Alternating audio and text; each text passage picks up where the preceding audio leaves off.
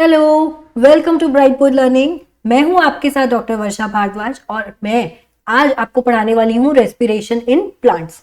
ठीक है, class 9th ICSE board biology का ये चैप्टर है। सिंपल सा चैप्टर है, इजी है, आसानी से समझ में आएगा बट इम्पॉर्टेंट है।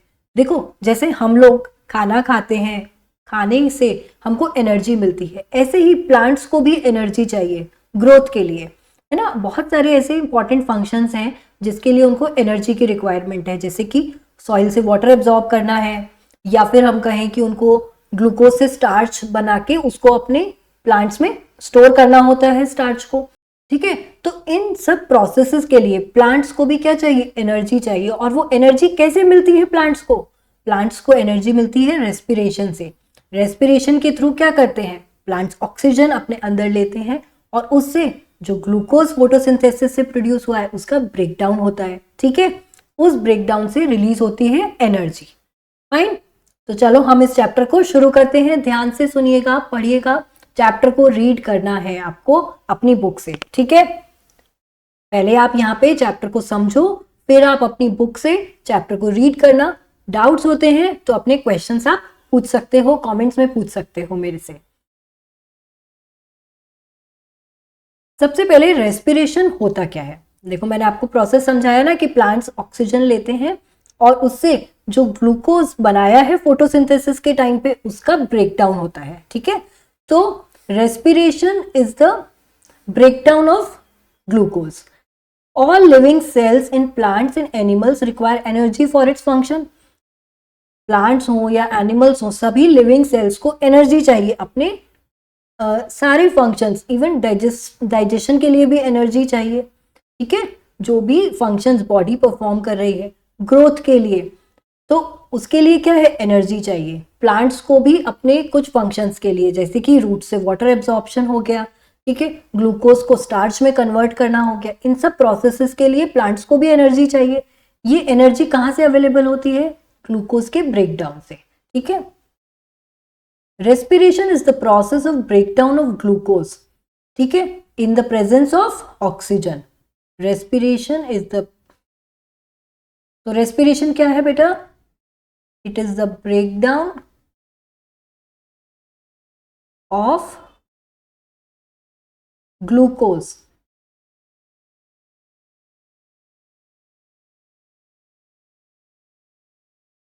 in the presence of oxygen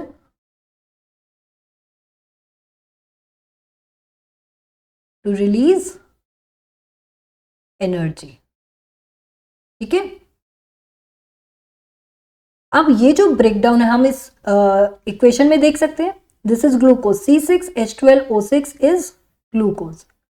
ठीक है, यहां पर 6 मॉलिक्यूल्स ऑफ ऑक्सीजन, उसके साथ रिएक्शन होता है and it releases 6 molecules of carbon dioxide, 6 molecules of water plus energy. ये जो ब्रेकडाउन हो रहा है ग्लूकोज का, ये बेटा एक स्टेप में नहीं होता, कि this is not a single step. हमने इक्वेशन में एक स्टेप में दिखाया है, but there R series of chemical reactions, बहुत सारे केमिकल रिएक्शंस होते हैं, उसके बाद ये ग्लूकोज ब्रेकडाउन हो जाता है, कंप्लीट ब्रेकडाउन हो जाता है कार्बन डाइऑक्साइड और वाटर में, और एनर्जी रिलीज होती है। ये जो सीरीज है इसमें फर्स्ट स्टेप होता है ग्लाइकोलिसिस। ये जो ग्लाइकोलिसिस होता है, फर्स्ट स्टेप क्या होता है? ग्लाइकोलिसिस। और ये कहाँ होता है? ये होता है सेल्स के साइटोप्लाज्म में। ठीक है, जो भी सेल्स हैं सारे लिविंग सेल्स के साइटोप्लाज्म में होता है first step of respiration, that is glycolysis. यहाँ इस स्टेप पे क्या होता है, जो ग्लूकोज होता है ये कन्वर्ट हो जाता है पाइरूवेट में। ठीक है, स्टेप 1 में हमारा glucose is converted to pyruvate. ठीक है, ये होता है स्टेप 1, और ये स्टेप 1 कहाँ पे होता है? सेल्स के साइटोप्लाज्म में।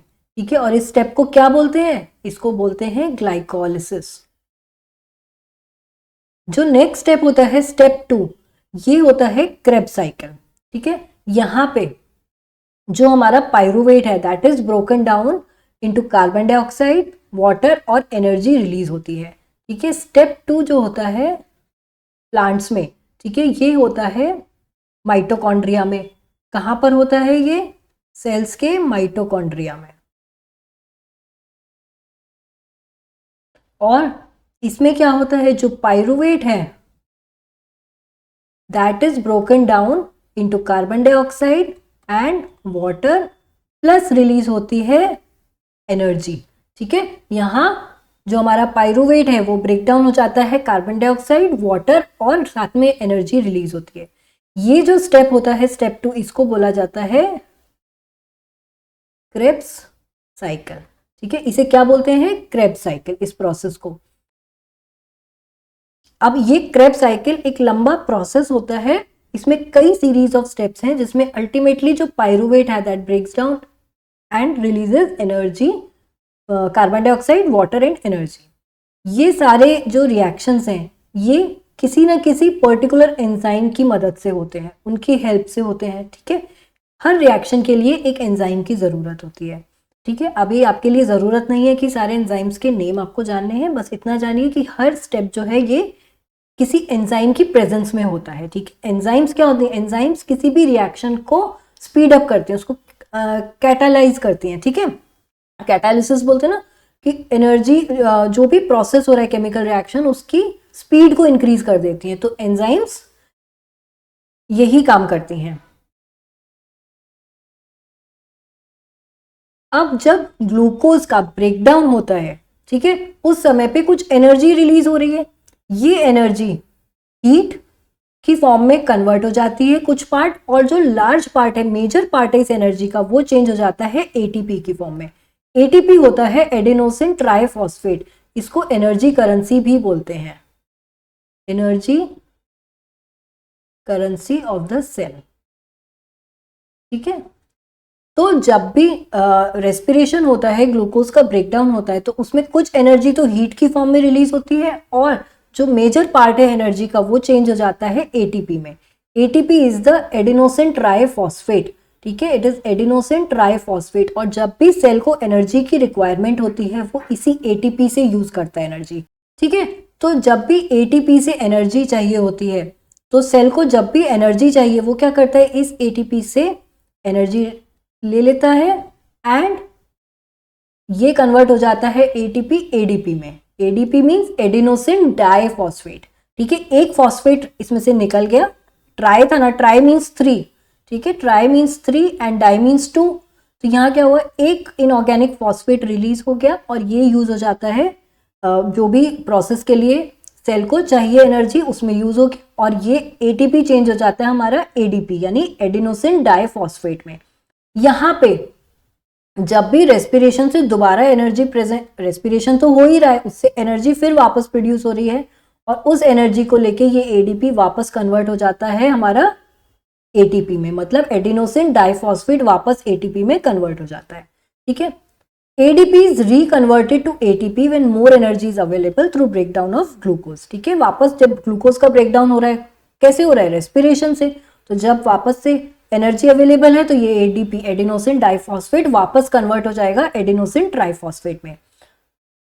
तो जब भी सेल को एनर्जी चाहिए, सेल किस फॉर्म में ले रहा है, एटीपी की फॉर्म में एनर्जी ले रहा है। ठीक है, आपको कुछ भी खरीदना होता है, आप क्या कर रहे हो, आप मनी से बाय करते हो, ऐसे ही जब भी सेल को एनर्जी चाहिए, सेल कहाँ से एनर्जी ले रहा है, एटीपी से ले रहा है, तो एटीपी को इसीलिए क्या बोलते हैं, सेल का, इसीलिए इसको बोलते हैं सेल की एनर्जी करेंसी। ठीक है, अब जब कंप्लीट ब्रेकडाउन होता है, कंप्लीट ऑक्सीडेशन हो रहा है 1 मोल ऑफ ग्लूकोज का, 1 mole of glucose on complete oxidation release 38 molecules of ATP.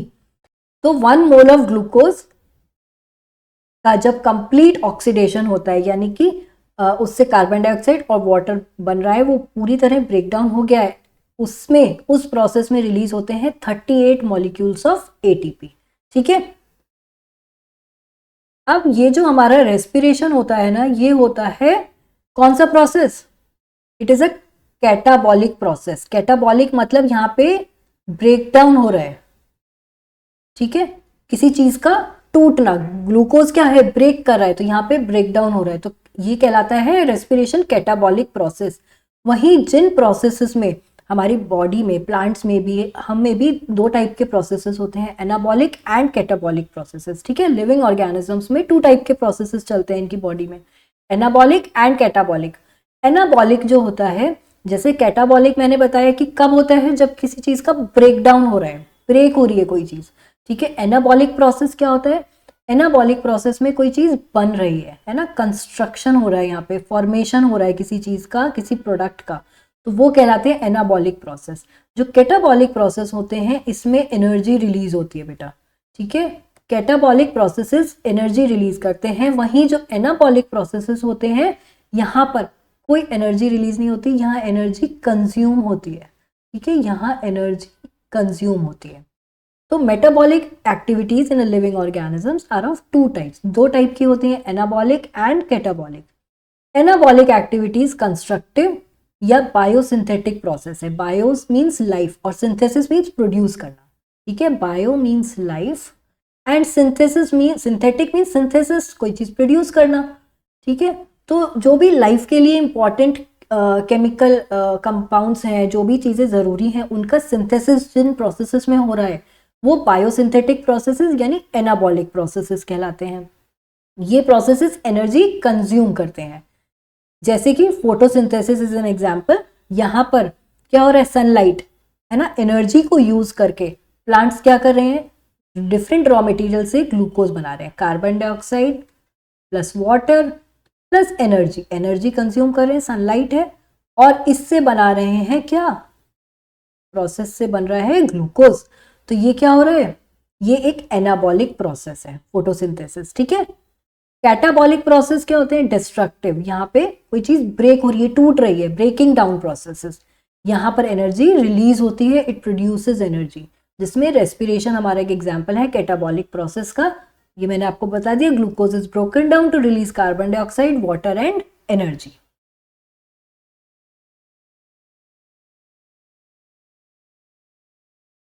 अब रेस्पिरेशन और बर्निंग में भी एक डिफरेंस होता है, ठीक है। बर्निंग क्या है, जैसे आप कैंडल बर्न कर रहे हो तो आप कह रहे हो इसमें भी एनर्जी प्रोड्यूस हो रही है, तो इसमें डिफरेंस क्या है रेस्पिरेशन और बर्निंग में। रेस्पिरेशन में बहुत सारे नंबर ऑफ स्टेप्स होते हैं, एक ही स्टेप नहीं होता। बर्निंग में या कंबस्टन में सिर्फ एक स्टेप है, ठीक है।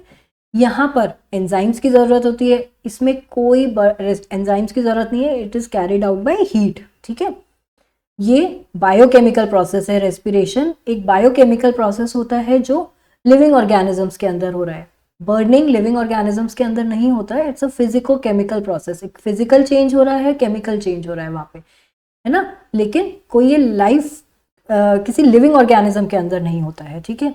यहाँ पर एनर्जी जो है लिबरेट होती है एज एटीपी, एटीपी की फॉर्म में एनर्जी लिबरेट होती है, और कुछ एनर्जी हीट की फॉर्म में। यहाँ मेजरली हीट और लाइट की फॉर्म में एनर्जी लिबरेट होती है, ठीक है। क्योंकि आप देखो जब आप कैंडल बर्न करते हो तो यू गेट लाइट एनर्जी, यहाँ आपको रेस्पिरेशन में कोई लाइट एनर्जी नहीं मिलती है, कोई लाइट नहीं मिलती ना। प्लांट्स ये बर्निंग में हमको लाइट और हीट की फॉर्म में, गर्म भी होता है, आप फ्लेम के पास अपना हैंड लेके जाएंगे यू विल फील हॉट, तो एनर्जी हीट और लाइट की फॉर्म में रिलीज होती है। ये सेल्यूलर प्रोसेस है, मतलब सेल्स के अंदर होता है, लिविंग सेल्स के अंदर है। Burning is a non cellular process, किसी लिविंग सेल के अंदर नहीं होता ये प्रोसेस, ये बॉडी टेम्परेचर पे होता है, और बर्निंग हाई टेम्परेचर पे होती है, दैट इज इग्निशन पॉइंट, ठीक है। अब प्लांट्स ऑक्सीजन लेते कैसे हैं, रेस्पिरेशन के लिए प्लांट्स को ऑक्सीजन चाहिए, तो how do plants obtain oxygen. तो प्लांट्स लेते हैं ऑक्सीजन तीन तरीके से, एक तो स्टोमेटा हो गया, ठीक है, स्टोमेटा, लेंटिसिल्स एंड रूट सरफेस, ठीक है। ये तीन जगहों से हमारे जो प्लांट्स हैं वो ऑक्सीजन ऑब्टेन करते हैं, ठीक है। स्टोमेटा दिन में ओपन रहता है, तो ये क्या होते हैं, ये लीव्स के अंडर सरफेस पे टाइनी सरफेस पोर्स होते हैं जिनके थ्रू गैसियस एक्सचेंज हो रहा है, ठीक है। तो जब ये सनलाइट के प्रेजेंस में डे टाइम में ओपन रहते हैं स्टोमेटा, तो उस टाइम क्या होता है, यहाँ पे इनसे कार्बन डाइऑक्साइड अंदर जा रही है और ऑक्सीजन रिलीज करते हैं, और साथ ही ऑक्सीजन भी अंदर जाती है, ठीक है। They help in gaseous exchange and transpiration, transpiration भी हो रहा है, वाटर लॉस भी तो स्टोमेटा के थ्रू होता है प्लांट्स में, ठीक है। तो स्टोमेटा टाइनी पोर्स होते हैं in plant leaves and stems, ठीक है। लीव्स के लोअर सरफेस पे मिलेंगे स्टोमेटा, और ये क्या होते हैं, ये ऐसे किडनी शेप्ड होते हैं,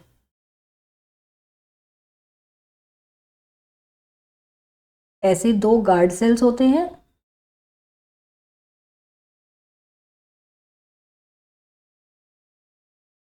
ठीक है, और यहाँ ये बीच में ओपनिंग होती है स्टोमेटल ओपनिंग, ठीक है।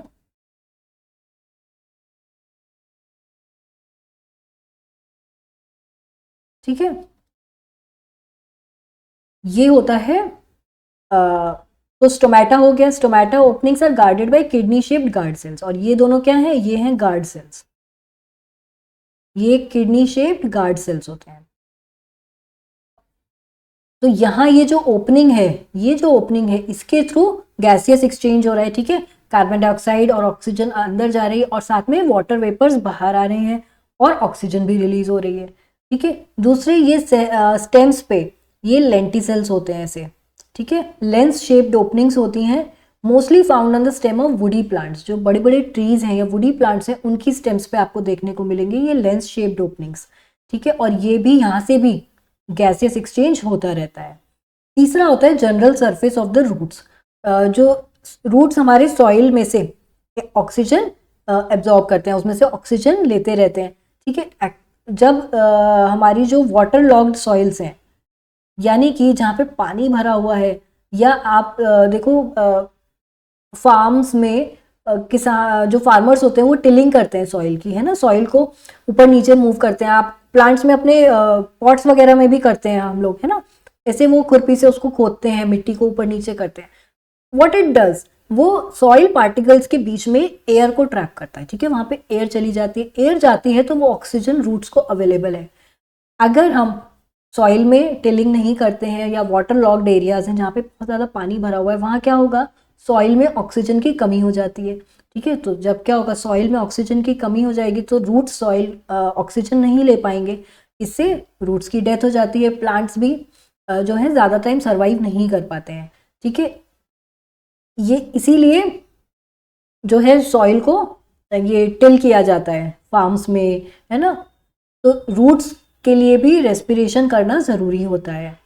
तो रूट सरफेस से भी प्लांट्स ऑक्सीजन लेते हैं। तो प्लांट्स ऑक्सीजन कहाँ कहाँ से ले रहे हैं, एक स्टोमेटा से ले रहे हैं, लेंटिसेल से ले रहे हैं, जो स्टेम में लेंस शेप्ड ओपनिंग्स होती हैं, ठीक है, और general surface of the roots के सरफेस से भी ऑक्सीजन ऑब्टेन करते हैं, ठीक है। अब जो रेस्पिरेशन होता है ये 2 काइंड का होता है, एक होता है एरोबिक और एक होता है एनारोबिक। एरोबिक रेस्पिरेशन ऑक्सीजन की प्रेजेंस में होता है, ठीक है, एरोबिक रेस्पिरेशन ऑक्सीजन की प्रेजेंस में होता है। प्लांट्स ऑक्सीजन की प्रेजेंस में ही रेस्पिरेशन करते हैं, बट कभी कभी जब ऑक्सीजन डेफिशिएंट कंडीशंस हैं या फिर जैसे कुछ प्लांट्स के पार्ट जैसे फ्रूट्स और सीड्स ये टेम्परेरीली एनारोबिक रेस्पिरेशन परफॉर्म करते हैं, ठीक है। ये होती है ऑक्सीजन की एब्सेंस में, मतलब जब ऑक्सीजन की ज़रूरत नहीं होती इस रेस्पिरेशन के लिए, ठीक है। तो यहाँ पे ये कौन कौन प्लांट्स के कौन से पार्ट करते हैं, फ्रूट्स एंड सीड्स, ये temporarily fruits and seeds temporarily perform anaerobic respiration. तो एरोबिक रेस्पिरेशन होता है ऑक्सीजन की प्रेजेंस में, इसको ऑक्सीबायोटिक रेस्पिरेशन भी कहते हैं। क्या कहते हैं इसको, ऑक्सीबायोटिक, है ना, ऑक्सी मीन्स ऑक्सीजन, ऑक्सीजन की प्रेजेंस में हो रहा है तो ऑक्सीबायोटिक रेस्पिरेशन। यहाँ पर कंप्लीट ऑक्सीडेशन हो जाता है ग्लूकोज का और 38 मॉलिक्यूल्स ऑफ एटीपी रिलीज होंगे, ठीक है, साथ में होगी कार्बन डाइऑक्साइड और वाटर भी रिलीज होगी। तो यहाँ पे इसका ग्लूकोज का कंप्लीट ऑक्सीडेशन हो रहा है, कंप्लीट मीन्स कंप्लीट ब्रेकडाउन हो रहा है in the presence of oxygen, और रिलीज होता है carbon dioxide, water and 38 molecules of ATP. ये जो एनारोबिक रेस्पिरेशन होती है ये होता है एब्सेंस ऑफ ऑक्सीजन में, इसे एनऑक्सीबायोटिक, एनऑक्सी मीन्स एब्सेंस ऑफ ऑक्सीजन, है ना, तो एनऑक्सीबायोटिक रेस्पिरेशन भी कहते हैं। ये होता है प्लांट्स के कुछ पार्ट्स में जैसे फ्रूट्स और सीड्स में टेम्परेरीली होता है, ठीक है। ये बहुत एनारोबिक रेस्पिरेशन बहुत लंबे टाइम तक प्लांट कंटिन्यू नहीं कर पाते हैं, तो अगर ये बहुत लंबे टाइम तक किसी प्लांट के पार्ट में होता रहे एनारोबिक रेस्पिरेशन तो कुछ टाइम बाद वो जो पार्ट है वो मर जाता है। क्यों, क्योंकि यहाँ पर एनर्जी सिर्फ 2 मॉलिक्यूल्स रिलीज होते हैं, यहाँ पर ग्लूकोज का इनकम्प्लीट ब्रेकडाउन है, क्या है, इनकम्प्लीट ब्रेकडाउन। यहाँ कंप्लीट ब्रेकडाउन नहीं होता और ग्लूकोज किस में कन्वर्ट हो जाता है, इथाइल अल्कोहल में। ठीक है, किस में कन्वर्ट हो गया है ग्लूकोज, एनारोबिक रेस्पिरेशन में हमारा ग्लूकोज कन्वर्ट हो जाता है इथाइल अल्कोहल में।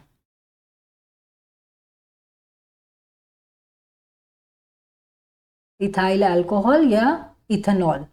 ठीक है, और साथ में रिलीज होते हैं कार्बन डाइऑक्साइड प्लस सिर्फ 2 मॉलिक्यूल्स रिलीज होंगे एटीपी के, जबकि जो कंप्लीट ऑक्सीडेशन हो रहा है उसमें कितने रिलीज होते हैं, उसमें होते हैं 38 molecules.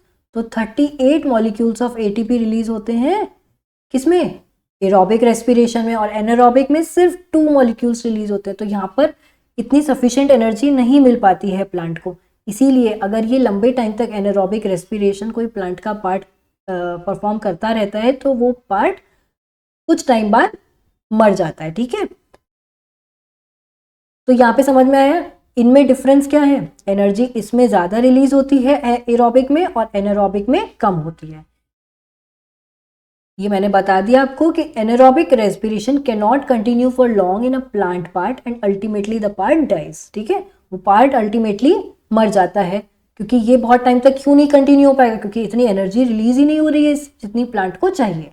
There are certain micro organisms and certain fungi which respire anaerobically, but कुछ माइक्रो ऑर्गेनिजम्स, कुछ बैक्टीरियाज होते हैं, कुछ फंगी होते हैं जो कि हमेशा ही एनारोबिकली ही रेस्पायर करते हैं। ठीक है, वो हमेशा ऑक्सीजन के बिना ही रेस्पिरेशन परफॉर्म करते हैं।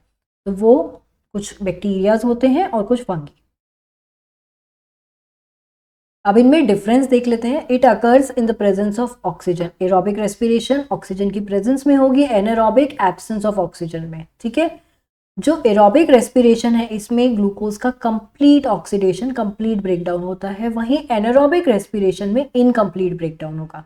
ठीक है, इनकम्प्लीट ब्रेकडाउन होने से क्या बनता है यहाँ पे एंड प्रोडक्ट एनारोबिक रेस्पिरेशन में, ethyl alcohol and carbon dioxide. Aerobic respiration में एंड प्रोडक्ट होते हैं कार्बन डाइऑक्साइड एंड वाटर। यहाँ पर एरोबिक रेस्पिरेशन में ज़्यादा एनर्जी रिलीज होती है एंड 1 मोल ऑफ ग्लूकोज से रिलीज होते हैं 38 molecules of ATP, 38 molecules of ATP from 1 mole of glucose. ठीक है, और एनारोबिक रेस्पिरेशन में सिर्फ ग्लूकोज के 1 मोल से रिलीज होते हैं 2 मॉलिक्यूल्स ऑफ एटीपी। ठीक है, 1 मोल ऑफ ग्लूकोज का इनकम्प्लीट ऑक्सीडेशन होता है, इनकम्प्लीट ब्रेकडाउन होता है और उससे रिलीज होते हैं ओनली 2 मॉलिक्यूल्स ऑफ एटीपी। ये aerobic respiration normally through out the life चलता रहता है ऑर्गेनिजम्स में, वहीं एनारोबिक रेस्पिरेशन टेम्पररीली होता है फॉर शॉर्ट पीरियड्स। बस सिर्फ कुछ माइक्रो ऑर्गेनिजम्स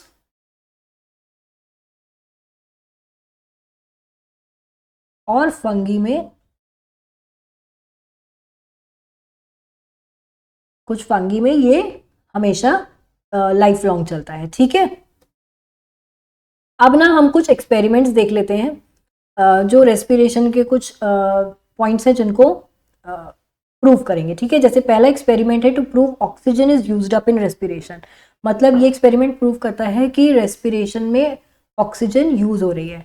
अब हमने इसमें क्या करा है, हमने ऐसे 2 फ्लास्क लिए, ये कोनिकल फ्लास्क, और इसमें हमने नीचे वेट कॉटन वूल रखी और दोनों में हमने क्या करा, एक में हमने रखे हैं जर्मिनेटिंग बीन सीड्स।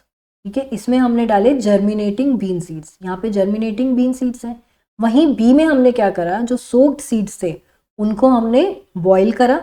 पहले हमने क्या करा, उनको बॉईल करा, बॉईल करके हमने क्या करा, उनको उनमें एंटीसेप्टिक से उनको वॉश कर दिया। यहाँ पे हमने एक एंटीसेप्टिक कार्बोलिक एसिड यूज करा। ठीक है, इस एंटीसेप्टिक से क्या होगा, इससे बैक्टीरियल ग्रोथ प्रिवेंट होगी। ठीक है, यहाँ पे क्योंकि ये डेड बीन्स हैं तो ऐसा ना हो कि ये खराब हो जाए और यहाँ पे बैक्टीरियल ग्रोथ हो जाए और फिर बैक्टीरिया रेस्पिरेशन करने लगेंगे, है ना। तो इसलिए यहाँ पे क्या है, डेड बीन्स हमने एंटीसेप्टिक ऐड करा है जिससे कि यहाँ पे कोई भी बैक्टीरियल ग्रोथ ना हो। अब क्या हुआ, यहाँ हमने नीचे पूरा एक सेटअप लगाया है, इसमें बीकर में हमने वाटर लिया है, ये वाटर यहाँ से कनेक्टेड है, ये सोडा लाइम हमने दोनों में रखा है। अब सोडा लाइम क्या कर रहा है, यहाँ से कार्बन डाइऑक्साइड जितनी है उसको एब्जॉर्ब कर लिया इसने। ठीक है, इस एयर में से क्या है, कार्बन डाइऑक्साइड को यूज कर लिया। अब जो भी एयर है इसमें ऑक्सीजन होगी, ठीक अब जैसे जैसे ये जो जर्मिनेटिंग सीड्स हैं बेटा, ये ऑक्सीजन को यूज करेंगे तो क्या होगा, यहाँ ऑक्सीजन यूज हुई इस एयर में तो यहाँ स्पेस बनेगा, तो इस वाले इसमें जो ये कैपिलरी है, ट्यूब है, इसमें वाटर लेवल राइज करेगा। वहीं यहाँ तो सीड्स जर्मिनेट कर ही नहीं रहे हैं तो वो ऑक्सीजन यूज नहीं कर रहे, तो यहाँ कोई वाटर लेवल राइज नहीं करते हम देखेंगे, ठीक है, यहाँ वाटर लेवल राइज करते हुए नहीं देखेंगे। वहीं यहाँ पर क्योंकि ये ऑक्सीजन कंज्यूम कर रहे हैं ये सीड्स, तो यहाँ पे वाटर लेवल राइज करेगा। फिर आफ्टर सम टाइम जब हम ये पूरा कंप्लीट कर लेंगे प्रोसेस, उसके बाद क्या करेंगे, यहाँ पे हम एक बर्निंग पेपर लेकर आएंगे, ठीक है, हम एक बर्निंग पेपर दोनों फ्लास्क के ऊपर लेकर आएंगे। कि हम जैसे ही ए फ्लास्क के ऊपर उस बर्निंग पेपर को लेके आएंगे, ठीक है, क्या होगा, वो तुरंत बुझ जाएगा, ठीक है, इट विल पुट ऑफ। और जो दूसरा है, ये जो हमारा बी वाला कोनिकल फ्लास्क है, जब हम इसके ऊपर लाएंगे तो it will burn for some time, उसके बाद बुझेगा। ऐसा क्यों, क्योंकि यहाँ पे ऑक्सीजन थी ही नहीं इस एयर में, तो क्या होगा, बिना ऑक्सीजन के पेपर बर्न ही नहीं करेगा, कंबस्शन नहीं होगा, बर्निंग नहीं होगी।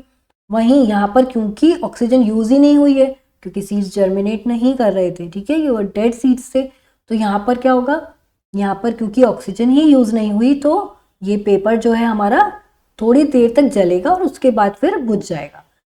तो इस एक्सपेरिमेंट से क्या प्रूव हुआ कि ऑक्सीजन जो जर्मिनेशन होता है, सीड्स जब जर्मिनेट करते हैं तो दे यूज ऑक्सीजन ड्यूरिंग रेस्पिरेशन, ठीक है। अब यहाँ पे कुछ चीज़ें हैं, जैसे हमने ये जो सोडा लाइम ऐड करा है इन ट्यूब्स में, ये हमने क्यों कराया, सोडा लाइम मिक्सचर होता है सोडियम हाइड्रोक्साइड और स्लेक्ड लाइम का, ठीक है। ये जो मिक्सचर है ये क्या करता है, ये कार्बन डाइऑक्साइड को एब्जॉर्ब कर लेता है, तो its function is to absorb carbon dioxide produced by seeds.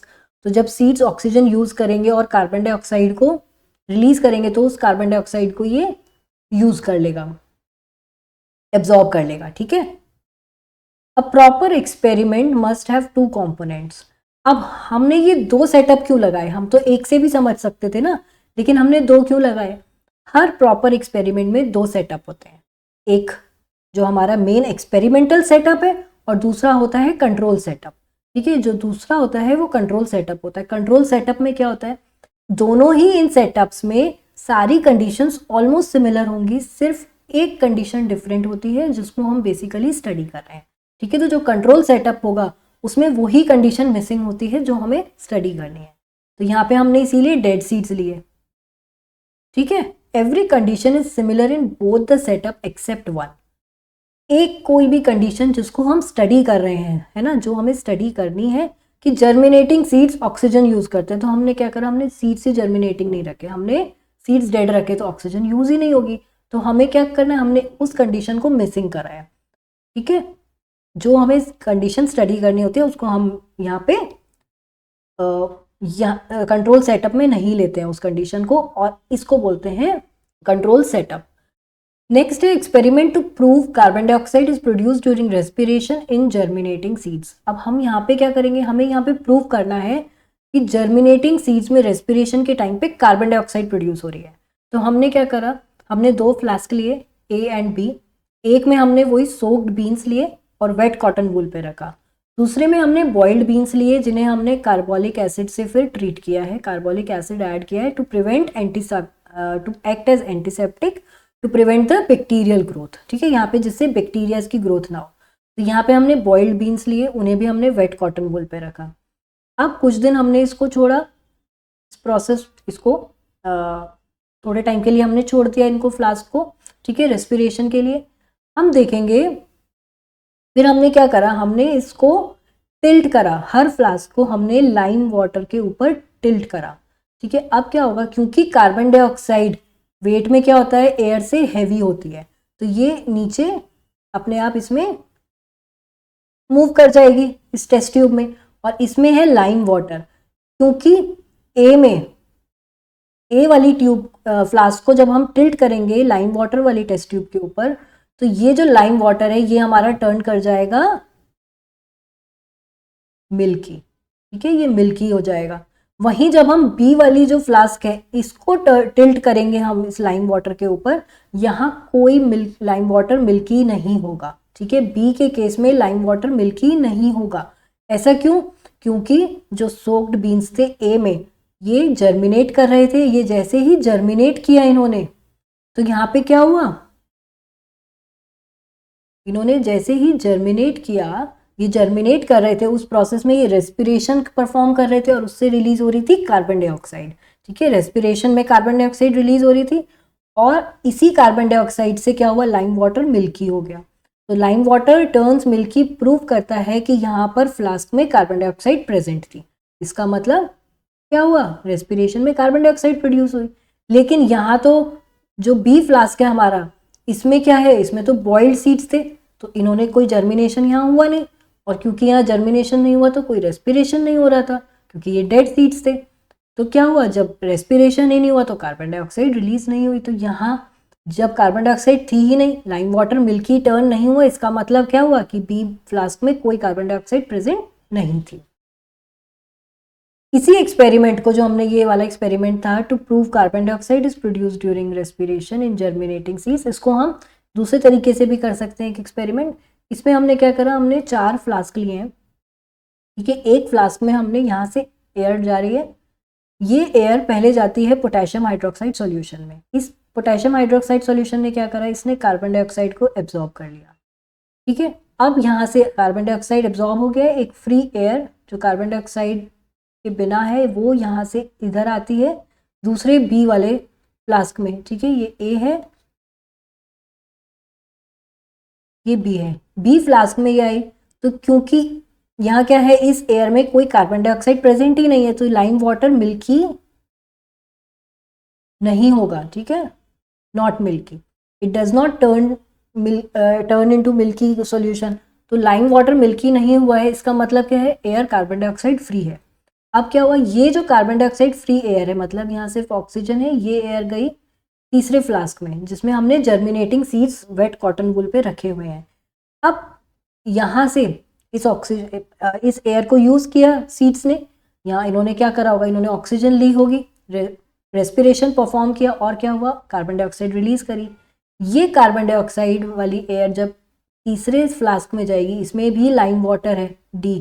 ठीक है, इसमें भी लाइम वाटर है और यहाँ पे क्या हो रहा है, ये लाइम वाटर मिल्की टर्न हो रहा है। ये मिल्की हो रहा है लाइम वाटर, इसका मतलब कि यहाँ से जो एयर जा रही है ना, सी फ्लास्क से जो डी फ्लास्क में एयर जा रही है, इट हैज कार्बन डाइऑक्साइड। और जो सी में एयर आई थी उसमें तो कोई कार्बन डाइऑक्साइड नहीं थी, क्योंकि वहां कार्बन डाइऑक्साइड ए वाले फ्लास्क में एब्जॉर्ब हो गई थी। तो जो हमारा सी से जब डी में एयर जा रही है उसमें कार्बन डाइऑक्साइड आ रही है, तो कहाँ से ऐड हो रही है कार्बन डाइऑक्साइड, इसका मतलब जर्मिनेटिंग सीड्स जो हैं वो क्या कर रहे हैं, वो ऑक्सीजन लेके रेस्पिरेशन परफॉर्म कर रहे हैं और कार्बन डाइऑक्साइड रिलीज कर रहे हैं। तो यही कार्बन डाइऑक्साइड यहाँ से सी फ्लास्क से डी फ्लास्क में जा रही है। ठीक है, नेक्स्ट एक्सपेरिमेंट है हमारा, to prove carbon dioxide is produced during respiration in green plants. कि जो रेस्पिरेशन के टाइम पे ग्रीन प्लांट्स में कार्बन डाइऑक्साइड प्रोड्यूस होती है। अभी हम जर्मिनेटिंग सीड्स देख रहे थे, ठीक है, अब हम क्या है, ग्रीन प्लांट में देखेंगे। अब यहाँ क्या हो रहा है, इसमें इस प्लांट में हमने क्या करा है, एक हमने ग्रीन प्लांट लिया, इसको हमने एक बेल जार से कवर करा है। ठीक है, यहाँ नीचे हमने इसको वेस्लिन लगा के सील करा, पूरा बेल जार से कवर कर दिया है। अब यहाँ से जो एयर आ रही है, यहाँ पर हमने सोडा लाइम लगा रखा है। ठीक है, तो जब भी जो भी एयर यहाँ से आ रही है इस बेल जार में, ठीक है, यहाँ से जो एयर जा रही है ये सोडा लाइम से पास हुई। इस सोडा लाइम ने क्या करा, इसने जो एयर थी उसमें से कार्बन डाइऑक्साइड को एब्जॉर्ब कर लिया। ठीक है, और फिर ये हमारी एयर यहाँ आ गई इस फ्लास्क में। यहाँ है क्या, लाइम वाटर। हमने देखा ये लाइम वाटर मिल्की टर्न नहीं हुआ, मतलब कि जो हमारी एयर है उसमें कार्बन डाइऑक्साइड नहीं है। अब जो कार्बन डाइऑक्साइड फ्री एयर है वो यहाँ गई और इस हमारे बेल जार में आ गई। यहाँ हमारा जो ग्रीन प्लांट है इसने क्या करा, इसमें इस एयर में से ऑक्सीजन को यूज किया। ठीक है, और रेस्पिरेशन परफॉर्म किया। रेस्पिरेशन से क्या रिलीज हुई, कार्बन डाइऑक्साइड। ये कार्बन डाइऑक्साइड, कोई ना कोई तो गैस रिलीज हुई होगी ना, कार्बन डाइऑक्साइड ही हुई। हमें प्रूफ तो यही करना है। कैसे प्रूफ होगा, ये एयर जब यहाँ से इस वाले फ्लास्क में आई तो यहाँ जो लाइम वाटर था इट टर्न्ड मिल्की। ठीक है। इस सेटअप में भी हमने यहाँ पे लाइम वाटर रखा था, और ये लाइम वाटर क्या हुआ, ये जो एयर यहाँ से आई इसने इस लाइम वाटर को मिल्की टर्न कर दिया। इसका मतलब ये जो एयर यहाँ से आ रही है बेल जार से, जो एयर इस बी फ्लास्क में आ रही है, इसमें क्या है, इसमें है कार्बन डाइऑक्साइड। ठीक है, और उसी कार्बन डाइऑक्साइड की प्रेजेंस से ये लाइम वाटर मिल्की में चेंज हो गया। तो इससे क्या प्रूव हो रहा है कि ये जो प्लांट है ये कार्बन डाइऑक्साइड रिलीज कर रहे हैं ड्यूरिंग रेस्पिरेशन। अब इस पूरे सेटअप को हमें डार्क प्लेस पे करना है, क्योंकि अगर हमने सनलाइट में किया, ठीक है, तो क्या होगा, जो प्लांट है वो फोटोसिंथेसिस परफॉर्म करने लगेगा और कार्बन डाइऑक्साइड को यूज कर लेंगे ड्यूरिंग फोटोसिंथेसिस। इसलिए इस पूरे सेटअप को हम कहाँ यूज करेंगे, एक डार्क रूम में, कहीं डार्क में, या इसको सेटअप को कवर करके करना है। ठीक है, नेक्स्ट एक्सपेरिमेंट है to show that heat is produce during respiration. Respiration के टाइम पे हीट प्रोड्यूस होती है। ठीक है, अब इसमें हमने क्या करा, 2 थर्मस फ्लास्क लिए हैं, ठीक है, ए एंड बी। सेम यहाँ पे हमने सोक्ड सीड्स लिए, बीन्स लिए, ग्राम ले लो आप, ठीक है, ये सोक्ड बीन्स लिए। ये हमने क्या करा, कुछ सीड्स को, जो ग्राम सीड्स थे, इनको बॉईल कर लिया। इनको बॉईल करके फिर हमने इनको ट्रीट किया किसी एंटीसेप्टिक से, जैसे कि कार्बोलिक एसिड। सेम रीज़न कि बैक्टीरियल ग्रोथ ना हो।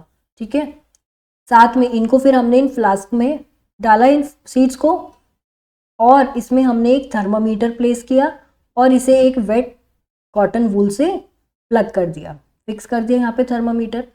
फिर हमने इसको छोड़ दिया थोड़े टाइम के लिए। यहाँ पर जो ये सीड्स हैं, क्या होगा, धीरे धीरे हम देखेंगे फ्लास्क ए में टेम्परेचर राइज कर रहा है, वहीं फ्लास्क बी में हम देखेंगे कि टेम्परेचर राइज नहीं कर रहा है ज़्यादा।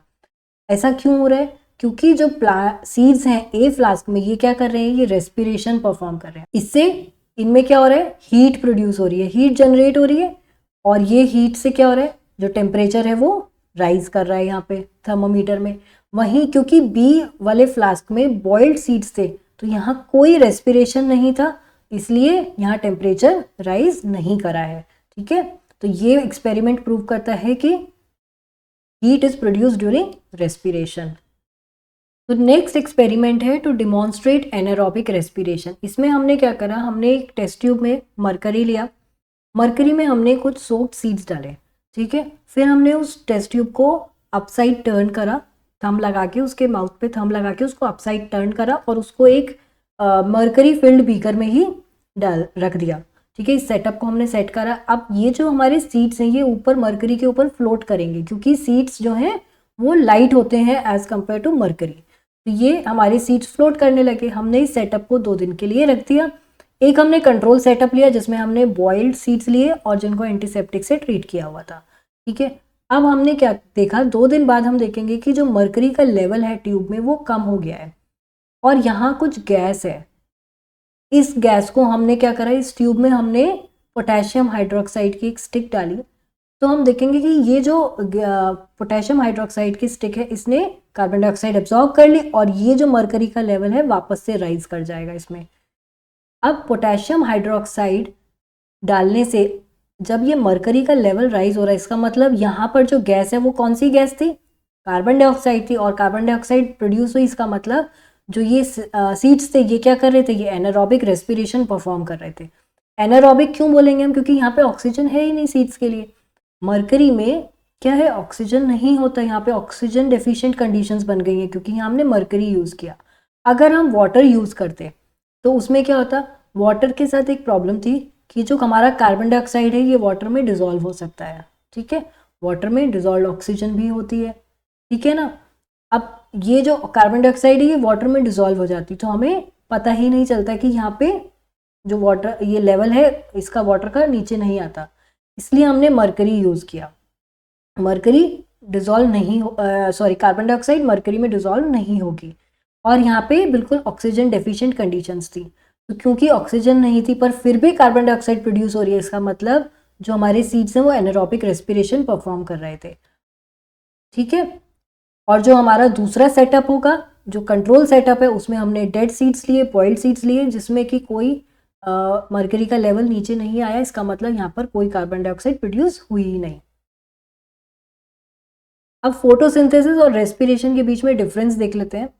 फोटोसिंथेसिस जो होता है ये क्लोरोफिल की प्रेजेंस में होता है, वहीं रेस्पिरेशन सभी लिविंग सेल्स में होगा, ठीक है। रेस्पिरेशन ऑल लिविंग सेल्स में होता है। फोटोसिंथेसिस सनलाइट की प्रेजेंस में होगा। रेस्पिरेशन में ऐसा कुछ नहीं है, ये डे एंड नाइट दोनों ही टाइम पर अकर्स ऑल द टाइम, है ना, सभी टाइम पर होता रहता है रेस्पिरेशन। फोटोसिंथेसिस में कार्बन डाइऑक्साइड और वाटर यूज होता है, वहीं जो रेस्पिरेशन है वो सिर्फ ऑक्सीजन यूज करती है, ठीक है। Photosynthesis utilises carbon dioxide and water while respiration uses oxygen.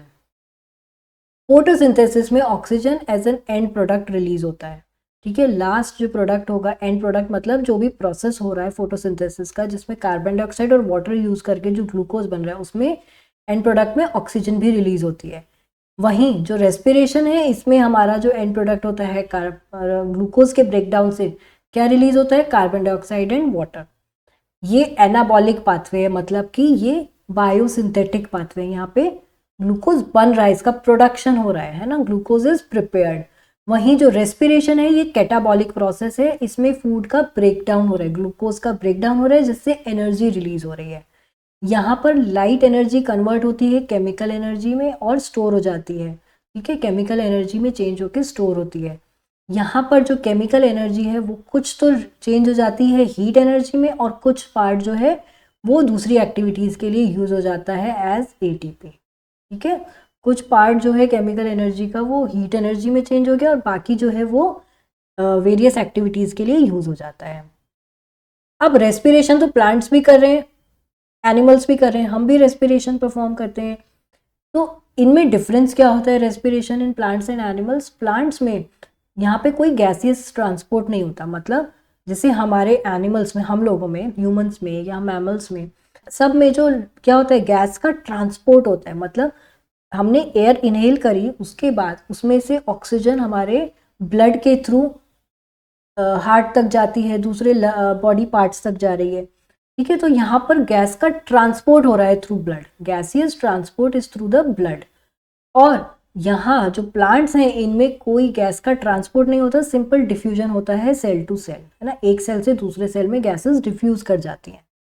यहाँ एंड प्रोडक्ट जो होता है प्लांट्स में वो इथाइल अल्कोहल होता है एनारोबिक रेस्पिरेशन का। अगर प्लांट्स में एनारोबिक रेस्पिरेशन हो रही है, ठीक है, उस समय पे जो एंड प्रोडक्ट बनेगा वो क्या बनेगा, इथाइल अल्कोहल, ठीक है। अगर प्लांट का कोई पार्ट एनारोबिक रेस्पिरेशन परफॉर्म कर रहा है तो वहाँ एंड प्रोडक्ट होता है इथाइल अल्कोहल। वहीं एनिमल्स में अगर कोई पार्ट एनारोबिक रेस्पिरेशन परफॉर्म करता है, जैसे कि हम अब अपनी बात करें ह्यूमंस में, कई बार हम जब बहुत ज़्यादा हैवी एक्सरसाइज करते हैं तो we feel sudden pain in our muscles, हमको मसल में एकदम बहुत तेज पेन फील होता है। दिस इज बिकॉज क्योंकि आप जब एक्सरसाइज कर रहे हो नीड मोर एन ऑक्सीजन, उस समय पे इतनी ऑक्सीजन मसल्स को नहीं मिल पा रही है, तो वो एनारोबिक रेस्पिरेशन स्टार्ट कर देती है। एंड एनारोबिक रेस्पिरेशन से एनिमल्स में बनता है लैक्टिक एसिड। ये लैक्टिक एसिड पेन कॉज करता है, ठीक है। जब ये एक्यूमुलेट होने लगता है ज़्यादा तो वो पेन प्रोड्यूस करता है। फिर जब आप रेस्ट करते हो थोड़ी देर में तो वो पेन भी ठीक हो जाता है। दिस इज बिकॉज वो वापस से एरोबिक रेस्पिरेशन स्टार्ट हो जाती है। तो lactic acid is the end product of anaerobic respiration in animals.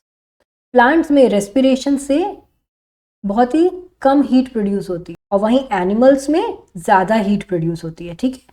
जब एनिमल्स रेस्पिरेशन परफॉर्म करते हैं तो वहाँ पर हीट ज़्यादा प्रोड्यूस होती है एज कंपेयर टू प्लांट्स। अब हम कुछ क्वेश्चंस देख लेते हैं, ठीक है। तो सिंपल सा फर्स्ट क्वेश्चन है, ग्लाइकोलिसिस अकर्स इन। ग्लाइकोलिसिस कहाँ होता है? माइटोकॉन्ड्रिया, साइटोप्लाज्म, गोल्गी एपरेटस और राइबोसोम्स। ग्लाइकोलिसिस कहाँ होता है? साइटोप्लाज्म में। ये स्टेप 1 होता है रेस्पिरेशन का, ठीक है। रेस्पिरेशन का स्टेप 1 होता है ग्लाइकोलिसिस, और ये कहाँ पर हो रहा है? साइटोप्लाज्म में। सेकेंड स्टेप जो होता है वो होता है माइटोकॉन्ड्रिया में। स्टेप 2 होता है क्रेब्स साइकिल,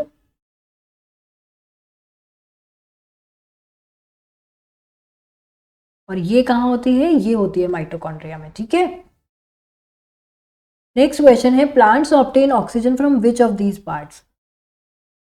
प्लांट्स ऑक्सीजन कौन से पार्ट से ले रहे हैं? टोमेटो से लेते हैं, yes. Lenticels, yes. Root surface से भी लेते हैं। तो they absorb oxygen from all these parts, ठीक है। तो all of the above. Next question है कि इक्वेशन दी हुई है, name the reaction showed by this equation. ये क्या है, यहाँ पर हमारा जो ग्लूकोज है और ऑक्सीजन की प्रेजेंस में इज कंप्लीटली ब्रेकिंग डाउन, इससे रिलीज हो रही है carbon dioxide, water and energy. This is what, this is aerobic respiration. So what is the name of the reaction? It is aerobic respiration. What is the name for the reaction that occurs in the absence of oxygen? तो जो reaction absence of oxygen में होता है उसे क्या बोलते हैं? Anaerobic respiration. और कहाँ पर होता है वो? Where does it occur in plants? Plants में होता है seeds and fruits, है ना? Some seeds and fruits they perform anaerobic respiration. तो यहाँ पर हमने ये चैप्टर कंप्लीट करा है। इसको पढ़िए, बुक से रीडिंग करिए और रिवाइज करिए, मेक नोट्स, शॉर्ट में नोट्स बनाओ, क्विक हेडिंग्स, उसके साथ शॉर्ट में सब कुछ लिख लो और उसको पढ़ो, रिवाइज अगेन एंड अगेन, ठीक है? डेली अपना एक रूटीन बनाओ और उसमें उसको रोज का रोज डेली पढ़ो, ठीक है? चलो, थैंक यू सो मच। कोई भी डाउट्स होते हैं तो आप कमेंट्स में पूछ सकते हो। Okay, bye bye, take care.